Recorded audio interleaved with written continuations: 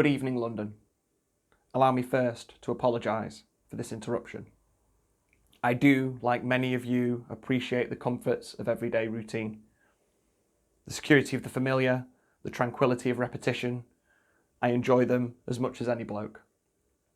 But in the spirit of commemoration, thereby those important events of the past usually associated with someone's death or the end of some awful bloody struggle.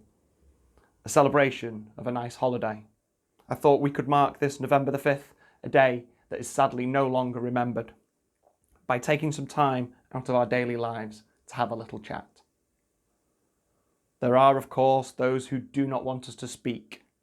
I suspect even now, orders are being shouted into telephones and men with guns will soon be on their way. Why? Because while the truncheon may be used in lieu of conversation, words will always retain their power. Words offer the means to meaning, and for those who will listen, the enunciation of truth. And the truth is, there's something terribly wrong with this country, isn't there? Cruelty and injustice, intolerance and oppression, and where once you had the freedom to object, to think and to speak as you saw fit, you now have censors and systems of surveillance, coercing your conformity and soliciting your submission. How did this happen? Who's to blame? Well, certainly there are those who are more responsible than others, and they will be held accountable. But again, truth be told, if you're looking for the guilty, you need only look in the mirror. I know why you did it. I know you were afraid. Who wouldn't be? War, terror, disease. There were a myriad of problems which conspired to corrupt your reason and rob you of common sense. Fear got the best of you, and in your panic you turned to the now High Chancellor, Adam Sutler. He promised you order. He promised you peace. And all he demanded in return was your silent, obedient consent. Last night I sought to end that silence. Last night I destroyed the Old Bailey, to remind this country of what it has forgotten.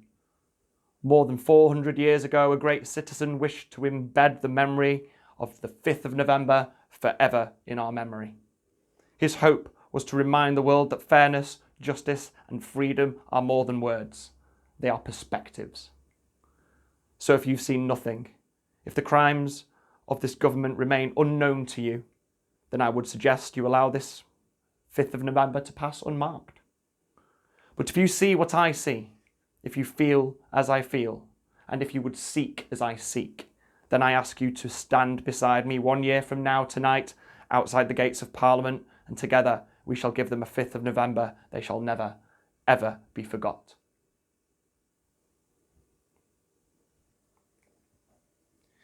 That was a little piece from the film V for Vendetta. I've called it the Revolutionary Broadcast. Just want you to have a little think about how those words might resonate when translated into the context of today. And for those of you who don't know what the Million Mask March is, go and find out. And for those of you who do, imagine if instead of 1 million masks, we had 1 million lawful living beings who were untouchable by the police, who were untouchable by legislation.